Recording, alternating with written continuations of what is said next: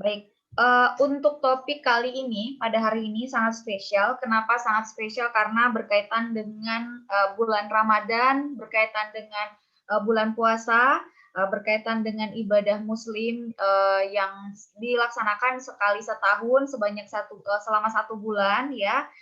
Topiknya itu lebih sehat di bulan puasa, yang akan dibawakan oleh narasumber yaitu dosen dari program studi gizi sendiri, yaitu Ibu Devi Nadila, SKMMK, selaku dosen divisi gizi masyarakat, ya. Dan dalam beberapa waktu ke depan, beliau akan menyampaikan topik yang lebih banyak, lebih dalam, menggali lebih dalam mengenai bagaimana sih sebenarnya kalau kita ingin lebih sehat di bulan puasa. Jadi kalau misalkan kita puasa kan banyak-banyak yang ada yang loyo, ada yang dia mungkin beribadah juga setengah-setengah, kemudian jadinya kualitas puasanya pun tidak begitu baik gitu. Nah, bagaimana caranya menghadapinya supaya kita tetap fit di bulan puasa dan juga puasanya bisa lebih ibadahnya lebih bagus, kemudian lebih bersemangat, kemudian ketika sahur juga bangunnya tidak begitu tersiksa, kemudian pada saat menjelang buka puasa juga bisa tetap semangat walaupun sudah di jam-jam kritis ya menjelang buka puasa. Nah, kita berikan waktu, berikan apresiasi setinggi-tingginya kepada Ibu Devi Nadila. Ibu Devi Nadila, halo. Iya, Bu. Ya, baik. Ibu Devi Nadila sudah siap ya, bisa dimulai. Diberikan waktu sampai, oh tidak sampai, pokoknya sampaikan saja apa materinya, diberikan waktu yang banyak kepada Ibu Devi Nadila. Silakan. Ya, terima kasih kepada Ibu telah memberikan kesempatan waktunya kepada saya. Jadi hari ini saya akan membahas tentang topiknya itu lebih sehat di bulan puasa karena banyak kita ekspektasi kita sendiri itu kalau misalkan masuk ke bulan puasa itu tinggi. Jadi kita mau ini mau itu. Nah, pada akhirnya itu tidak terjalani begitu, jadi tidak terrealisasi. Oke, saya akan share.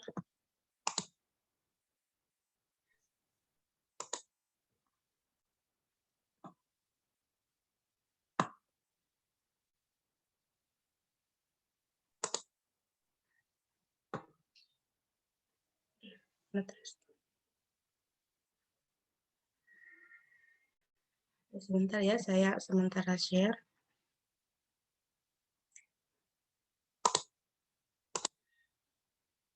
Nah, ini. Dilihat.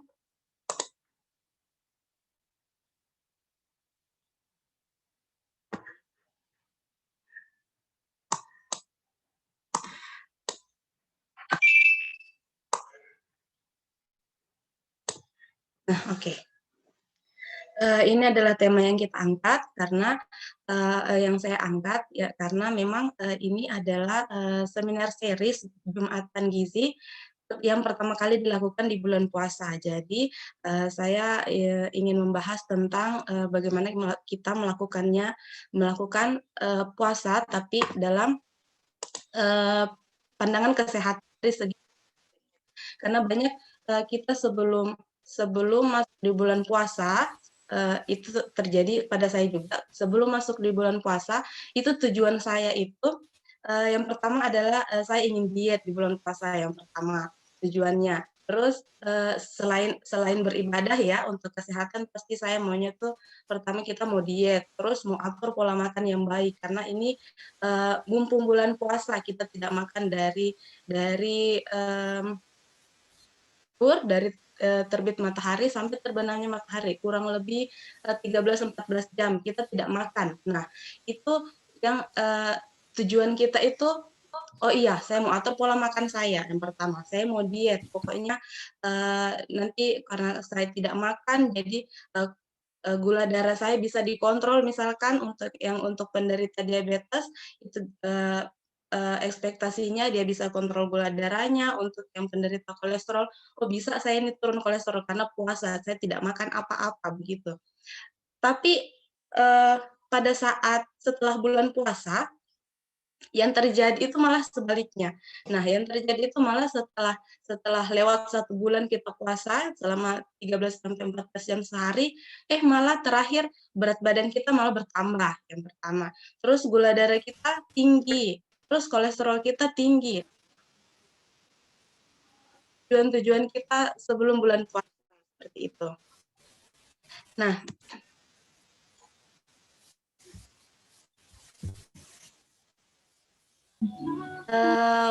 di bulan Ramadan ini bulan penuh berkah, di mana keberkahannya tidak hanya sebatas pada urusan akhirat saja, namun juga pada urusan dunia, termasuk kesehatan. Nah, tidak untuk rohaninya kita saja, tapi juga termasuk ke dalam fisiknya kita, termasuk dalam kesehatannya kita. Nah, momen puasa Ramadan ini juga merupakan kesempatan terbaik untuk kembali ke gaya hidup sehat. Karena dengan puasa, seorang muslim akan dapat mengatur pola makannya. Nah, sebelum kita bulan puasa itu, maksudnya momen kita berpuasa itu sebenarnya bukan hanya pada orang muslim saja, bukan pada bulan Ramadan saja. Nah, pada agama-agama di luar muslim pun itu mereka melakukan puasa seperti itu, tetapi tidak sepengetahuan Ibu tidak selama 1 bulan penuh itu seperti kita. Nah, kita ini melakukan pada agama Islam, orang Muslim itu melakukan bulan puasa 1 bulan penuh, makanya kita dapat mengatur pola makan kita dan menjadikannya kebiasaan, karena ini selama 1 bulan gitu. 5 hari saja itu Ibu pernah dengar bahwa 5 hari saja itu kita melakukan kegiatan itu terus-menerus, itu sudah bisa menjadi kebiasaannya kita, itu sudah bisa kita lakukan menjadi kebiasaan terus, dan terus. Apalagi 1 bulan kita melakukan puasa ini, jadi itu bisa menjadi kebiasaan di luar bulan puasa juga bisa selalu seperti itu kalau misalnya kita berhasil mengatur pola makan. Tapi kalau memang kita tidak berhasil mengatur pola makannya kita tidak berhasil mengatur gaya hidup sehatnya kita, nah yang terjadi adalah pola makan yang tidak teratur tadi. Nah, kebiasaannya itu pasti yang buruk yang akan terjadi itu. Jadi biar sampai di luar bulan Ramadan pun, di luar bulan puasa pun, yang terjadi malah sebaliknya. Nah, kebiasaan yang terbentuk malah sebaliknya begitu. Karena selama bulan puasa kita tidak bisa mengatur pola makan.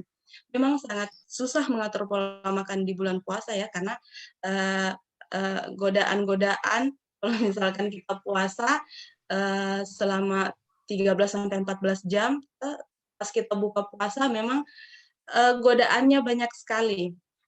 Makanya itu yang membuat kita susah mengatur pola makan seperti itu. Nah,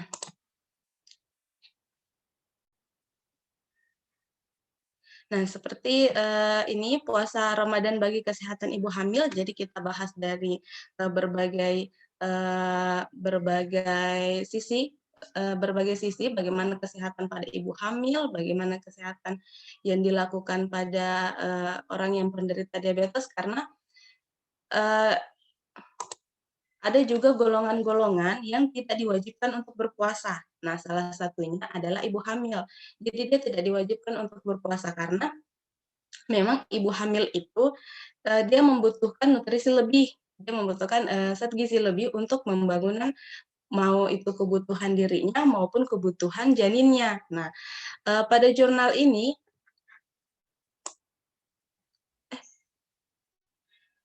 tunggu dulu. Keluar. Nah, pada jurnal ini, pada jurnal Nasruddin 2020 puasa pada wanita hamil dan menyusui. Jadi kekurangan nutrisi pada ibu hamil itu pada ibu hamil dan menyusui dapat menyebabkan berbagai gangguan. Nah, karena memang pada ibu hamil itu kan dia membutuhkan zat gizi yang banyak, nutrisi yang banyak karena dia sedang mengandung. Jadi janinnya itu sementara dalam pertumbuhan, makanya dia menanggung 2 orang gitu. Jadi zat gizi untuk dirinya sendiri sama untuk janinnya, perkembangan janinnya. Makanya jika terjadi kekurangan nutrisi, itu bisa menyebabkan berbagai gangguan seperti anemia, abortus pada ibu hamil, partus, inertia, pendarahan pasca persalinan, sepsis, dan lain-lain. Jadi ada efek negatifnya, begitu. Ada efek negatifnya puasa tersebut terhadap ibu hamil, makanya tidak diwajibkan, begitu. Makanya tidak diwajibkan. Tapi kalau misalkan ibu hamil tersebut merasa bahwa dirinya itu mampu, ya saya mampu melakukan puasa ini. Jadi tidak apa-apa kalau misalkan dia merasa mampu dirinya melakukan puasa, tidak apa-apa dia bisa melakukan itu. Tapi, sedangkan makanan berlebihan, nah jadi kekurangan nutrisi itu berbahaya bagi ibu hamil. Tapi makan berlebihan pun, yang ibu hamil itu anggap untuk 2 orang, ibu dan janin, dapat menyebabkan komplikasi seperti gemuk, preeklamsia, janin besar, dan sebagainya. Jadi, mmm, untuk ibu hamil kalau ada sisi negatifnya dan ada sisi positifnya untuk ibu hamil tersebut. Nah, kalau misalkan dia menjalankan puasa. Nah, kalau misalkan dia menjalankan puasa bagi ibu hamil yang sudah mengalami kegemukan gitu, yang sudah over berlebihan, jadi dia bisa karena kalau misalkan dia makannya berlebih bisa juga menyebabkan komplikasi seperti kegemukan preeklamsia, janin besar dan sebagainya, makanya dia melakukan puasa, seperti itu. Nah, selanjutnya di jurnal ini juga dikatakan bahwa jurnal ini melakukan studi kohort. Jadi dia melakukan studi kohort retrospektif yang bertujuan untuk mengamati faktor risiko dan efek puasa Ramadan terhadap kesehatan ibu hamil dan janin. Nah, dia menjelaskan bahwa ibu hamil yang berusia 25 sampai 35 tahun dengan IMT normal, jadi indeks massa tubuhnya itu normal, serta tidak memiliki penyakit kronik. Nah, tidak terpengaruh oleh puasa. Jadi biar dia puasa dia tidak terpengaruh pada ibunya dan juga tidak terpengaruh janinnya. Nah, yaitu berat badan janin, tinggi badan janin, dan lingkar kepalanya.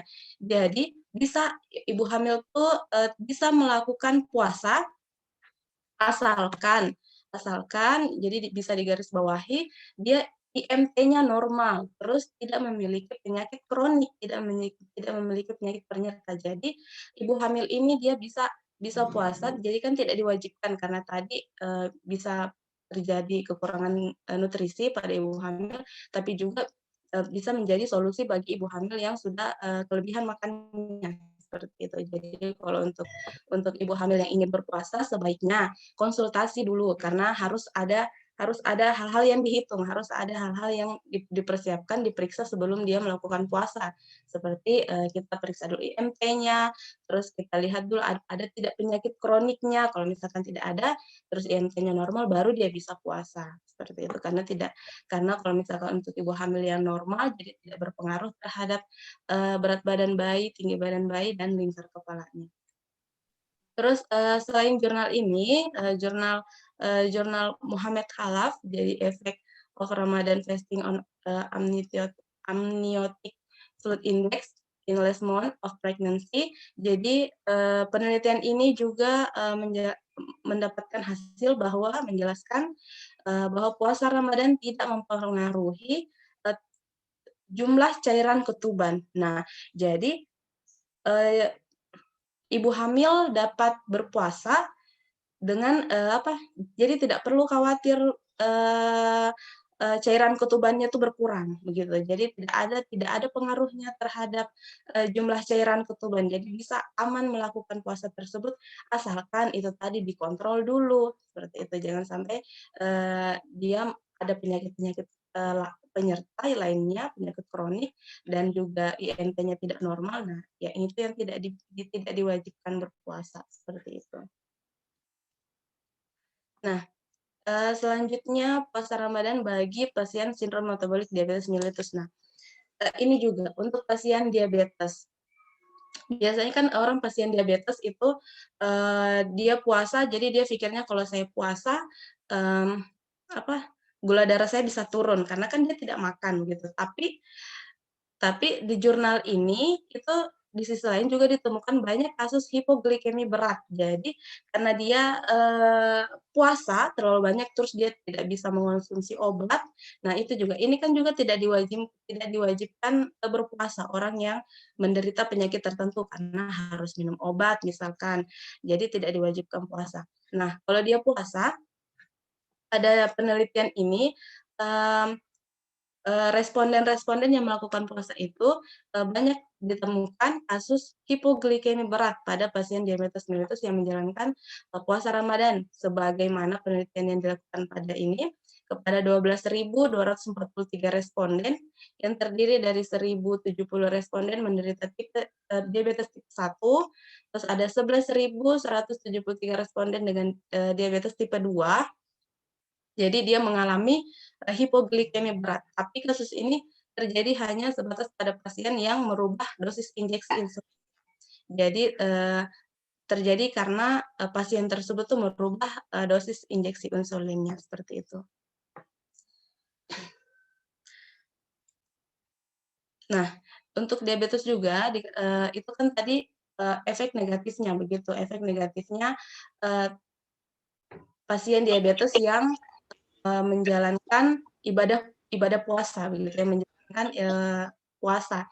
Nah, dia bisa, beresiko mengalami hipoglikemi, berat. Tapi pada penelitian lain juga dikatakan bahwa puasa Ramadan bagi penderita diabetes tidak beresiko dan aman jika dikerjakan, dikontrol gula darah beserta komplikasinya. Nah, ini sama juga halnya dengan, ibu hamil tadi. Nah, bisa menjalankan ibadah puasa asal dikontrol, begitu, asal dikontrol gula darahnya, gitu. Terus, sebelum puasa tuh pergi pergi dulu konsultasi, pergi ke dokter konsultasi apakah ada komplikasi, kalau misalkan dia melakukan puasa, terus dikontrol gula darahnya, jangan sampai dia hipoglikemi, seperti itu. Jadi, bisa melakukan puasa tapi dengan dikontrol dengan baik, seperti itu. Nah, puasa Ramadan bagi, untuk, pasien dengan gagal ginjal.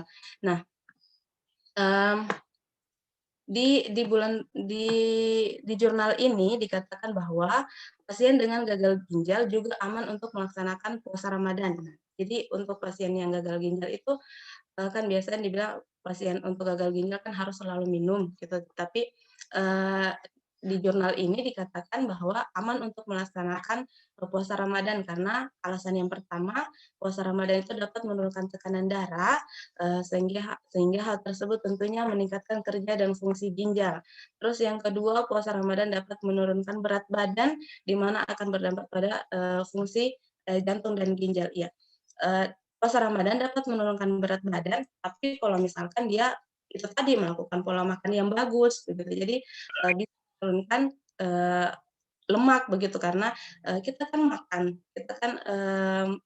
tidak makan, kita kan tidak makan, makannya itu cuman sahur. Jadi yang dipecah itu ya cadangan-cadangannya kita, lemaknya kita yang dipecah. Jadi lama-kelamaan, apalagi ini dilakukan dalam 1 bulan, itu pasti bisa menurunkan berat badan. Tapi itu untuk, orang yang melakukan pola makan yang benar, seperti itu. Jadi yang dipecah adalah lemaknya. Tapi kalau misalkan pola makannya tidak benar, pas buka puasa dia makan, makan segala macam itu jadi, bukan lagi lemaknya yang dipecah, tapi dia menimbun lemak ulang. Nah, makanya, pas, akhir bulan puasa bukannya diet malah gemuk, gitu. Nah, oh iya, untuk diabetes tadi juga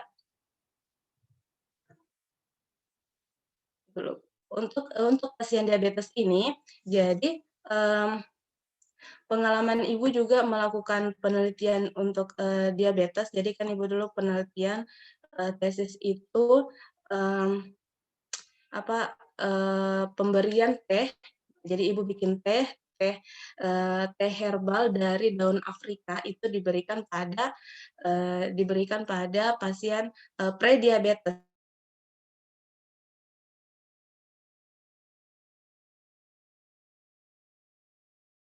Jadi ada dinamakan prediabetes, jadi untuk diabetes jadi ada prediabetes. Jadi, 104 kadar gula darahnya itu kan kalau normalnya di bawah 140. Nah, kalau, diabetes dikatakan diabetes itu kan 200. Jadi dia dari 140 sampai ke, 199 gitu, kadar gula darahnya.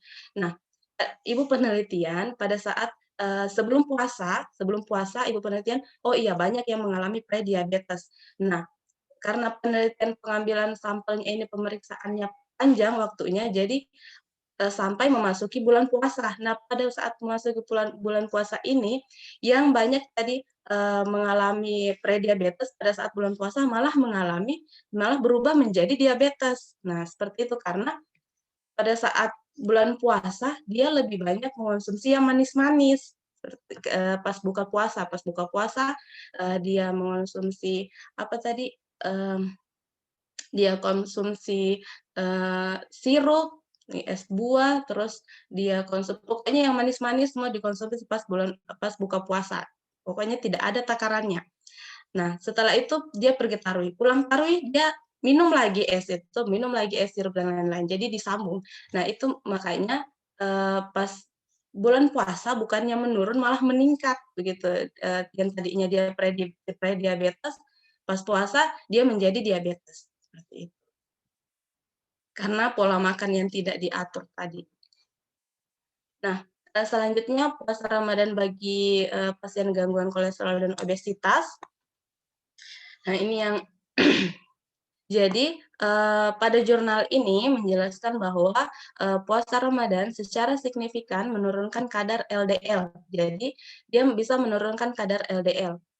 Di mana kita tahu bahwa kadar LDL ini kan, kolesterol jahat atau kolesterol jahat yang ada dalam tubuh, terus dapat meningkatkan kadar HDL. Jadi ini HDL ini adalah kolesterol baiknya, terus, proses penurunan kadar lemak ini, dimulai pada pertengahan hingga akhir bulan Ramadan. Jadi, kenapa dikatakan dari pertengahan, karena misalkan kita baru melakukan berpuasa itu di awal-awal belum terjadi, kayak penurunan kadar kolesterol secara signifikan karena kita baru memulai gitu. Jadi kita, mmm, baru memulai, puasa tersebut jadi belum belum terlihat begitu, belum terlihat penurunannya.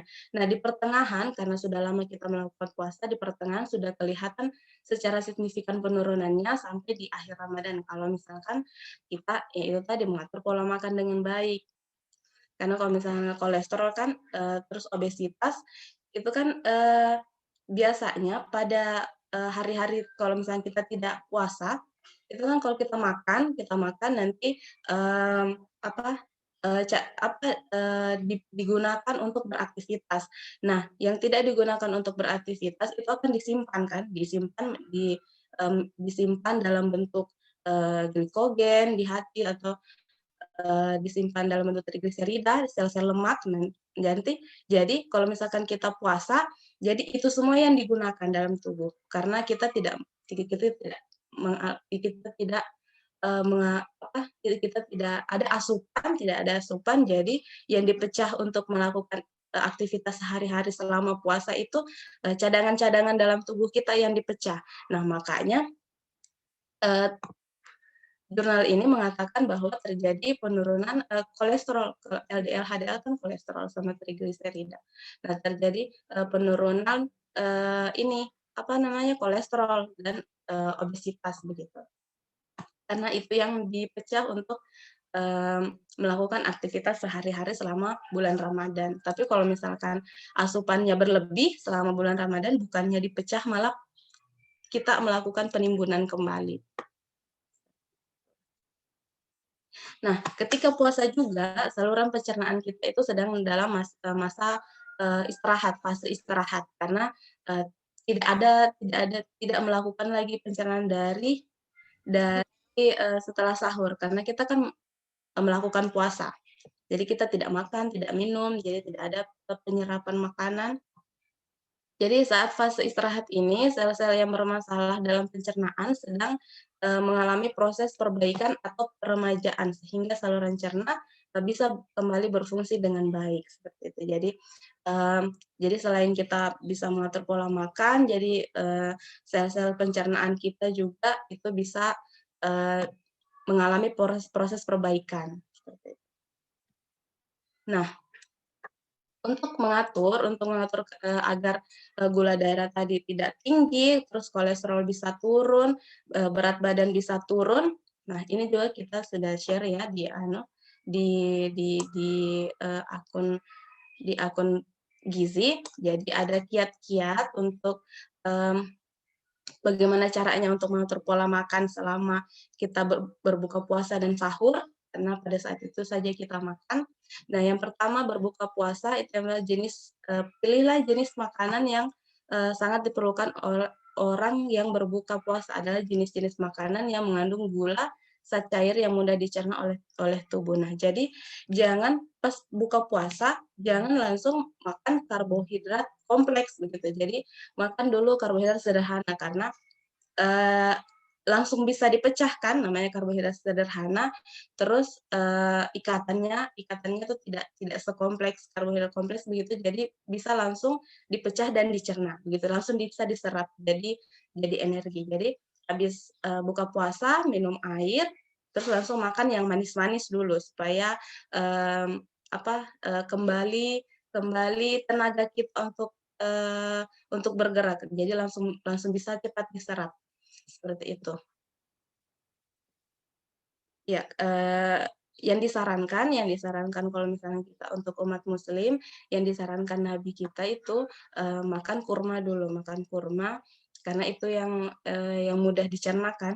Nah, habis makan ini kita istirahat, sholat maghrib dulu, Jadi jangan langsung habis manis, dibilang kan manis-manis dulu, jadi dia makan manis-manis. Tapi habis makan manis, langsung ambil nasi gorengan, pokoknya langsung makan berat. Nah, tidak, jadi harus yang manis-manis dulu, terus istirahat dulu, sholat maghrib dulu. Jadi ada jeda untuk penyerapan tadi dari kurma dan lain-lainnya yang karbohidrat sederhana ini. Jadi ada waktu untuk penyerapannya selama kita sholat, selama kita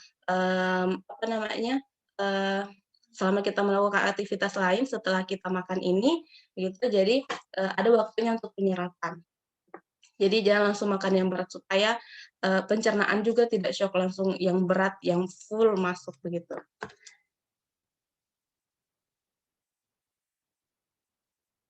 Terus yang kedua adalah menghindari kebiasaan yang menghidangkan berbagai macam makanan yang berlebihan ketika berbuka puasa. Nah, jangan berlebihan karena itu tadi bisa mengakibatkan kayak tadi gula darah kita tinggi, kolesterol kita tinggi, berat badan kita tinggi karena berlebihan pas buka puasa gitu. Seperti yang Ibu bilang tadi bahwa orang yang memiliki penyakit diabetes bukannya sebelum puasa dia prediabetes, pas puasa dia malah diabetes karena ini pas berbuka puasa. Pas buka puasa dia makan semua itu yang manis-manis, terus habis itu pergi taraweh, pulang taraweh dia sambung lagi tuh makan manis-manis. Jadi bukan kebaikan di bulan puasa bagi fisiknya yang dia dapat, tapi malah efek negatifnya karena dia tidak bisa mengatur pola makannya seperti itu. Jadi hindari yang berlebihan karena kalau misalkan berlebihan juga nanti kita pas menjalankan ibadah sholat taraweh itu juga pasti tidak maksimal seperti itu. Nah, terus Hal ini tidak baik bagi kesehatan terutama bagi penderita diabetes. Jadi bukan hanya penderita diabetes yang tidak memiliki resiko diabetes pun setidaknya akan beresiko mengalami kegemukan.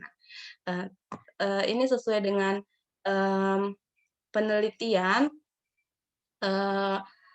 Bakotmah pada tahun 2011 menjelaskan bahwa puasa Ramadan justru malah meningkatkan berat badan. Alasannya karena tidak ada perubahan gaya hidup, khususnya bagaimana mengatur strategi untuk makan yang benar pada saat sahur dan berbuka. Jadi tidak ada bagaimana caranya dia mengatur pola makannya pada saat sahur dan buka gitu strateginya. Jadi dia makan apa, dia tidak atur. Pokoknya dia makan saja yang ada. Apa yang dia mau dia makan. Nah, terus yang ketiga, hindari makan gorengan berlebih, serta batasi makanan yang pedas, agar perut tidak menjadi mulas dan gangguan pencernaan tubuh. Nah, memang yang paling enak pada saat buka puasa itu adalah gorengan. Nah, itu kan padahal itu yang dilarang, yang berminyak-minyak, terus pokoknya apa gitu ya, apa-apa yang kan memang biasanya apa yang enak itu yang dilarang kan biasanya. Nah, jadi hindari makanan yang berminyak. Jadi yang pedas itu karena selama kita puasa belum ada asupan yang makan, nah pada saat kita berbuka puasa langsung makan yang pedas, goreng yang pedas itu akan mengganggu pencernaan kita.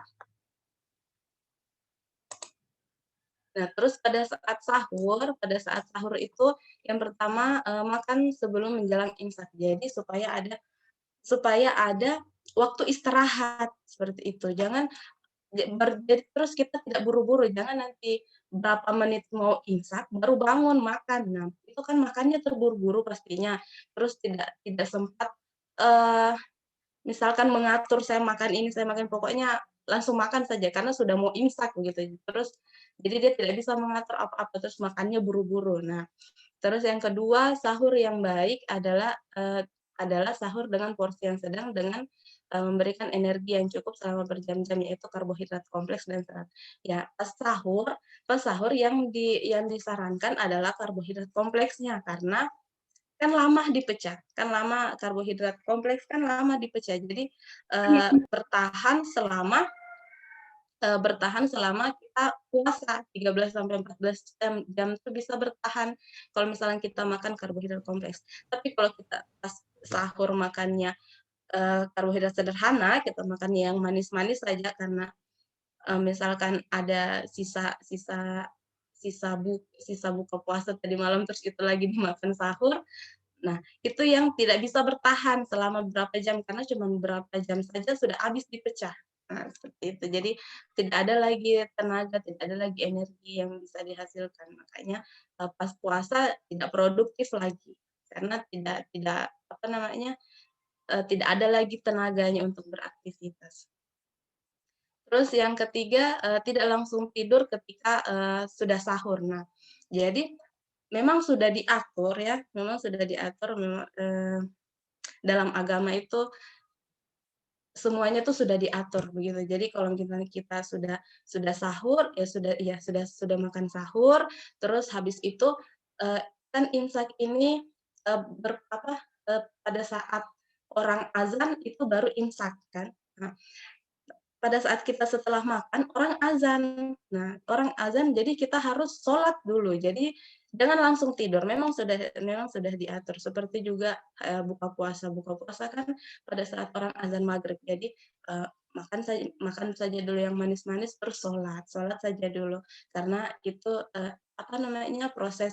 proses penyerapan makanannya pada saat sholat itu yang dibutuhkan. Nah, dari makanan yang manis-manis, setelah kita makan manis-manis, sholat dulu, jadi diserap dulu, jadi ada energi dulu, tidak shock pencernaan kita, habis sholat baru makan yang berat-berat. Begitu juga pada saat sahur, jadi habis imsak, pada saat azan kan imsak, baru kita sholat dulu, jadi dibiarkan dulu makanan tersebut berproses. Nah, itu dari segi kesehatannya ya, dibiarkan dulu makanan tersebut berproses, diserap jadi tidak langsung tidur. Karena kalau misalkan langsung tidur, katupnya akan terbuka, jadi dia bisa menderita GERD. Jadi memang sudah diatur gitu, memang sudah diatur. Makanya dalam kalau misalkan dalam agama itu semua yang disarankan, semua yang diatur berpuasa, mau di agama Islam ataupun agama lain pasti ada efek positifnya gitu. Kalau misalnya kita kaji dari segi kesehatan, nah ini efek positifnya. Nah, selain itu penting juga asupan air. Nah, air pada saat bulan Ramadan itu dengan kira untuk yang diatur tuh makanan saja, tapi untuk cairannya selama kita berpuasa kan agar tidak dehidrasi, agar cairan kita cukup selama bulan Ramadan itu, jadi disarankan untuk tetap konsumsi 8 gelas sehari, karena memang kan aturannya kita harus minum sekurang-kurangnya 8 gelas sehari gitu. Jadi sudah diatur. Ini saran dari Kemenkes. Jadi selepas bangun sahur itu minum 1 gelas. Terus selepas sahur 1 gelas, selama kita makan sahur minum 1 gelas. Saat berbuka puasa 1 gelas kita minum sebelum makan. Pada saat buka puasa sebelum makan kurma atau yang manis-manis, jadi kita minum air putih dulu. Nah, terus selepas sholat maghrib kita minum lagi 1 gelas, terus selepas makan, pada saat makan, yang berat-berat setelah sholat itu kita minum lagi 1 gelas, terus setelah sholat Isya, nah setelah sholat tarawih dan sebelum tidur. Jadi ada 8 gelas yang cukup begitu, cukup cairan yang kita minum gitu, yang kita konsumsi cukup 8 gelas selama bulan Ramadan. Jadi kita tidak menderita dehidrasi pada saat kita menjalankan puasa. Oke, Ibu kira itu tadi materi-materi yang bisa saya berikan, saya sampaikan. Kalau misalkan ada yang ingin tanyakan ya nanti lewat moderator. Jadi sampai segini dulu cukup materi yang Ibu bawakan. Jadi saya kembalikan kepada moderator jika ada misalkan ada yang bertanya, terus nanti kita jawab sama-sama ya, karena tidak semua juga Ibu tahu, jadi makanya kita melakukan seminar series, dihadiri sama dosen-dosen lain, itu juga supaya kita diskusi semuanya. Gitu. Jadi segini saja Bu materi yang saya sampaikan, ya saya kembalikan kepada moderator Ibu Siti Ika Fitrasya. Baik, terima kasih Bu Devi Nadila, SK Menkes sudah menyampaikan topik mengenai materi mengenai kesehatan di bulan puasa kayak gitu. Jadi menarik sekali semua yang telah disampaikan oleh Ibu Devi dari awal tadi. Walaupun tadi sempat saya out Zoom karena mati lampu, tapi alhamdulillah di tengah-tengah masih sempat ikuti lagi kembali. Jadi kita sekarang masuk ke sesi pertanyaan. Jika ada yang mau bertanya bisa via chat, chat box ataupun bisa raise hand. Silahkan. Nah, sambil menunggu mungkin kita bahas tadi ada beberapa yang bisa kita tarik sama-sama bahwa pada saat hamil itu boleh berpuasa, pada saat pada penderita diabetes juga boleh berpuasa, kemudian saya kurang tahu tadi apakah sudah dibahas mengenai ibu menyusui juga, tapi yang setahu saya ibu menyusui juga begitu boleh, cuman ada beberapa hal yang perlu diperhatikan, bahwa misalnya kalau misalkan untuk kesemuanya ya kondisi bahwa ketika di luar dari fungsi regulasi normal tubuh itu kayak misalnya orang sehat itu kan puasa ya puasa saja, tapi kalau di luar itu misalnya kondisi khusus, memiliki penyakit kronis ataupun akut, kemudian memiliki kondisi khusus misalnya hamil ataupun menyusui, itu memiliki kondisi khusus, jadi itu harus diperhatikan hal-hal yang sudah dijelaskan sama Ibu Devi tadi. Nah, sambil menunggu, mungkin ada yang mau tanyakan, silakan. Nah, sambil menunggu yang mau bertanya, saya ingin, ini ada yang Miftahul Jannah, silakan Miftahul Jannah deh. Baik Ibu, terima kasih atas kesempatan yang diberikan kepada saya. Ibu, saya ingin bertanya berkaitan dengan anjuran mengkonsumsi gelas dalam sehari oleh Kementerian Kesehatan. Dari gelas yang dianjurkan itu, Bu, gelas yang berukuran berapa mili, Bu? Itu saja, Bu, dari saya. Terima kasih, Bu. Wassalamualaikum warahmatullahi wabarakatuh. Baik, terima kasih. Pertanyaan yang sangat bagus dari Miftahul Jana. Kita berikan kepada Ibu Devi, silakan. Ibu Devi, apa sudah jelas pertanyaannya? Iya, sudah jelas, Bu. Jadi untuk berapa milinya, nah kalau misalkan berapa mili yang dianjurkan itu ukuran sedang saja ya. Kalau misalkan kita lihat, tunggu Ibu lihat di picture, jadi kalau kita lihat tadi gelas yang dianjurkan itu, nah tunggu Ibu Kak. Kalau kita lihat dari gelas yang dianjurkan di Kemenkes itu, Ibu bisa share screen. Nah, gelas yang dianjurkan di Kemenkes tadi itu adalah gelas yang kalau kita lihat modelnya ya, itu yang 225 mili. Jadi dia di ukuran sedang, jadi tidak terlalu besar, tidak terlalu kecil seperti itu. Jadi yang 225 mili ini gitu yang dipakai. Tapi kalau misalkan di apa namanya di tempat kalian, di rumah kalian adanya yang 185 mili ini, jadi bisa juga lebih dari 8 gelas ya. Jadi itu kan minimal agar kita tidak mengalami dehidrasi selama bulan puasa. Jadi tidak terpatok pada gelas berapa milinya, yang jelas itu apa kalau misalnya kita lihat dari gelas yang ditayangkan di gambarnya itu dia menggunakan gelas yang 225 mili begitu. Tapi kalau gelas lain juga Ibu rasa boleh dikonsumsi, diminum 8 gelas yang 185 mili ini ya. Kalau 185 mili ini kayaknya sedikit sekali memang ya. Jadi ambil yang di pertengahan saja. Tapi memang tadi di gambarnya itu yang ini, yang 225 mili. Baik, sudah Ibu Devi ya? Iya. Oke, Iya. Bagaimana Miftahul Jana? Mudah-mudahan jawabannya sudah diterima. Jadi sebagai tambahan juga, kalau misalkan kita kan sebagai kita setiap individu itu memiliki ukuran lambung yang berbeda-beda. Jadi semakin besar orangnya atau semakin tinggi badannya, itu ukuran lambungnya pasti lebih besar dibandingkan dengan tinggi badan yang lebih rendah seperti itu. Jadi kita kalau misalkan seperti gambar yang tadi, kita lihat saja, misalnya kan memang kebutuhan cairan tiap individu itu tidak bisa kita samakan. Nah, adapun anjuran Kemenkes itu adalah orang Indonesia secara umum. Jadi kita yang memiliki tinggi badan di atas ataupun di bawah rata-rata itu memiliki kebutuhan berarti berbeda juga, bisa jadi lebih banyak ataupun lebih sedikit.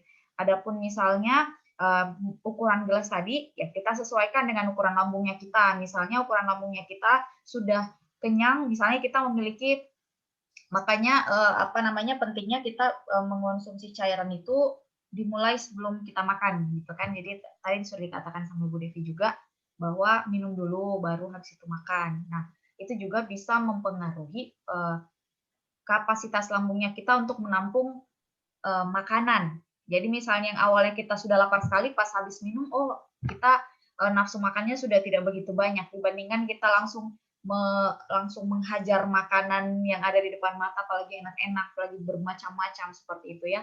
Jadi yang namanya nafsu ya, kalau misalkan kita tidak kontrol, kita tidak akan bisa berhenti. Jadi memang nafsu makan itu dipengaruhi juga oleh pikirannya kita, seperti itu.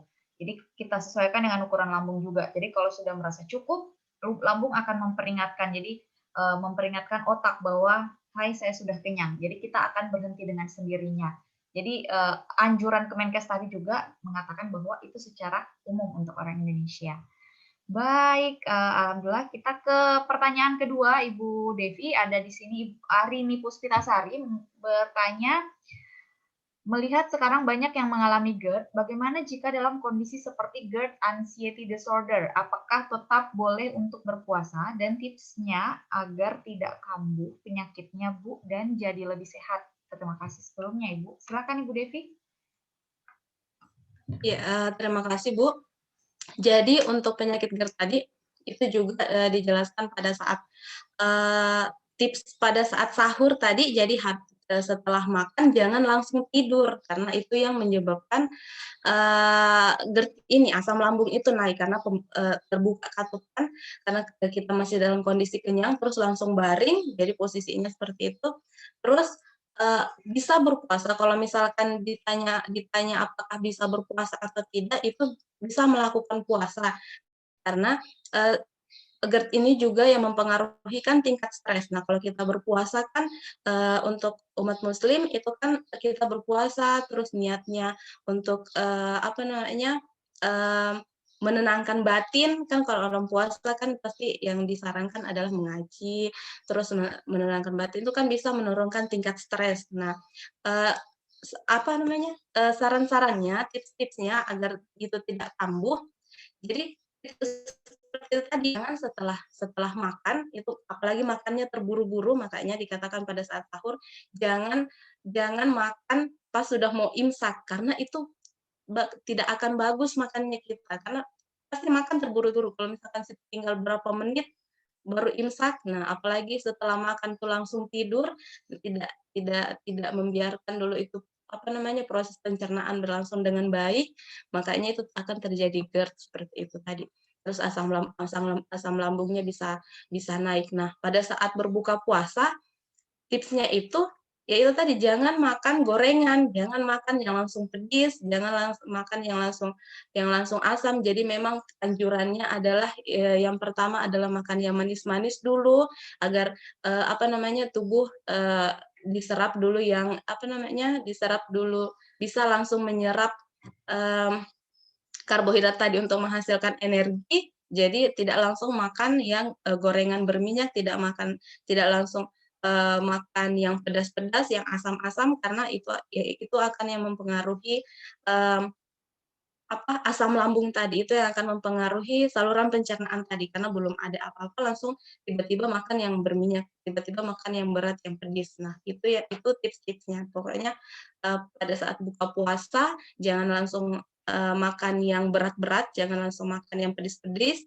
Terus pada saat sahur jangan buru-buru makan, makanya bangun sebelum masih lama imsak, jadi makan memang. Terus setelah sahur jangan langsung tidur. Nah, itu tipsnya. Kalau misalkan ditanya apakah bisa berpuasa, bisa, karena GERD juga kan seperti Ibu bilang tadi, GERD juga kan dari pengaruh dari stres, juga bisa ada pengaruh dari stres. Jadi kalau kita berpuasa kan menjalankan ibadah itu lebih tenang gitu, lebih tenang, nanti jadi stres lebih bisa diatasi seperti itu. Oke, seperti itu, Bu. Baik, terima kasih jawabannya Ibu Devi.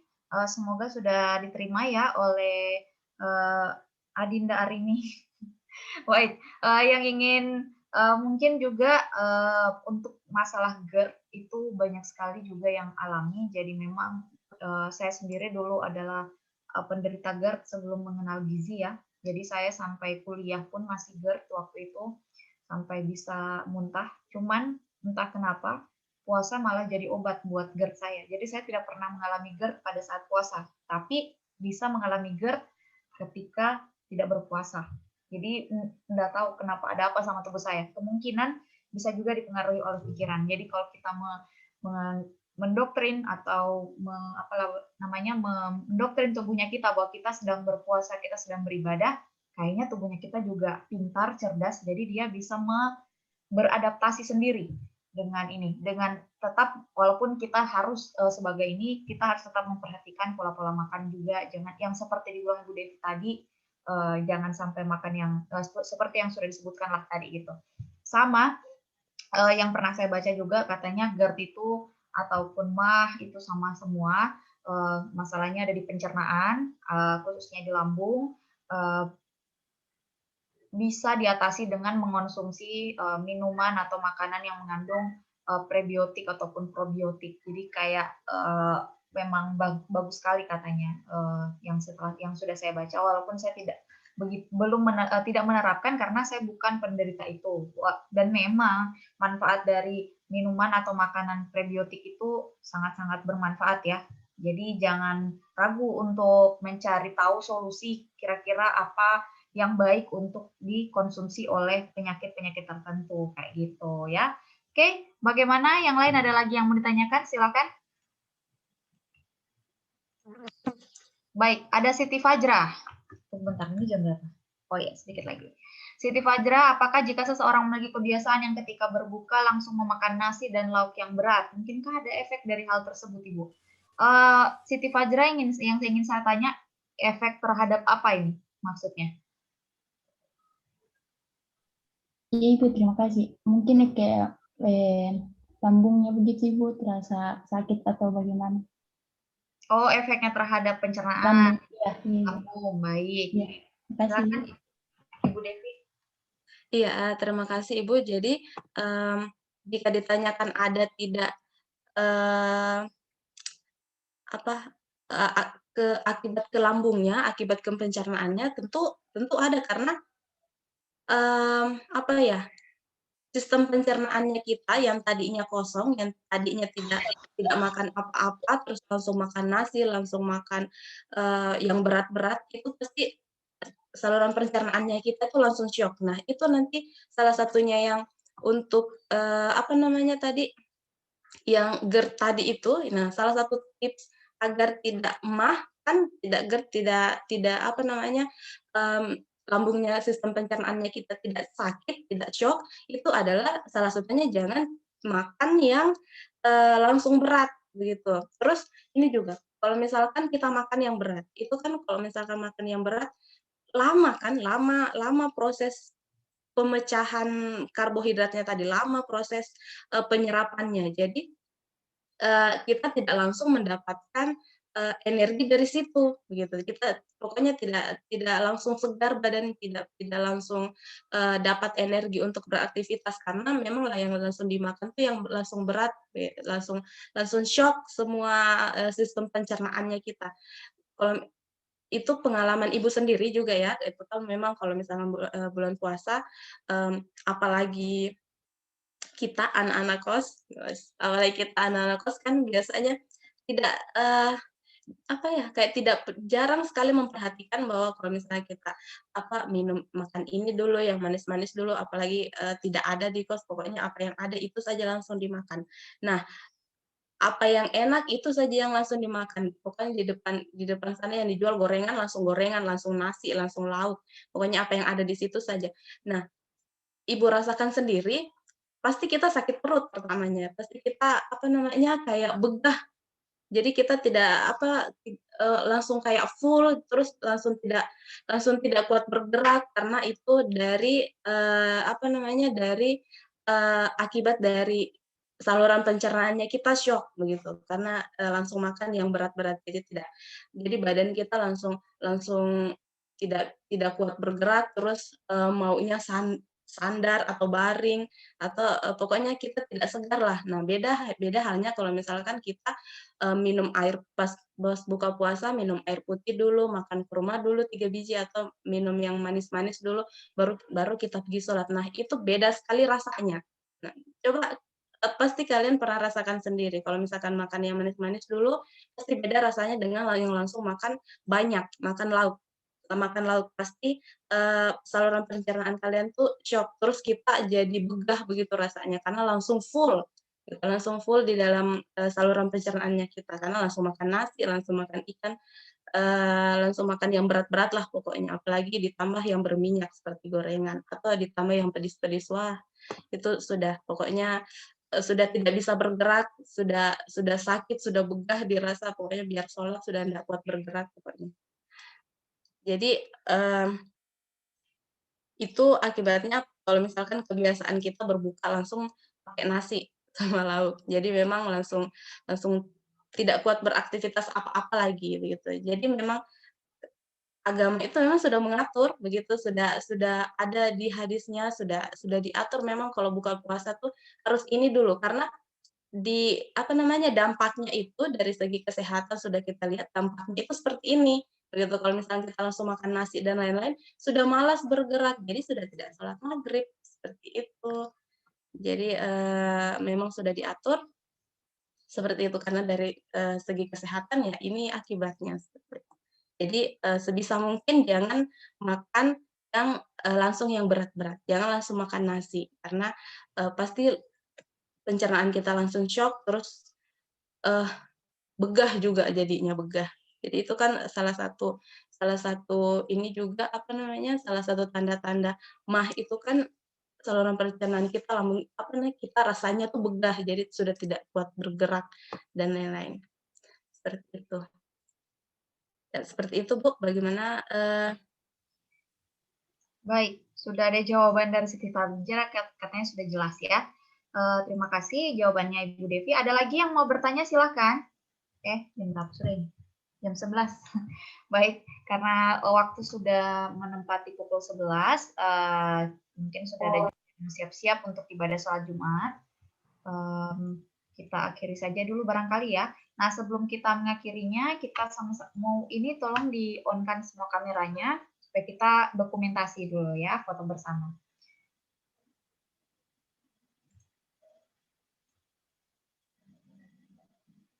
Baik, saya tunggu. Oke, saya ini ya. 1, 2, senyum semuanya. Walaupun puasa kita harus tersenyum, guys. Oke, 1, 2, 3.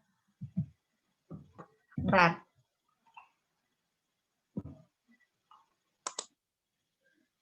Mana ini tadi?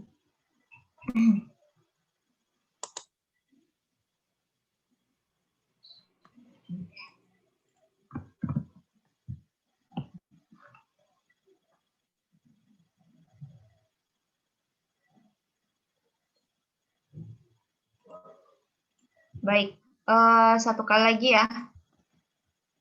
Senyum semuanya.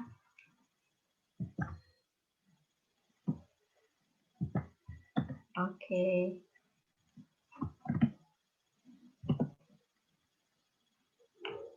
Baik, untuk selanjutnya kita ke sesi penyerahan sertifikat. Mudah-mudahan sudah ready sertifikatnya. Ibu Arin mungkin?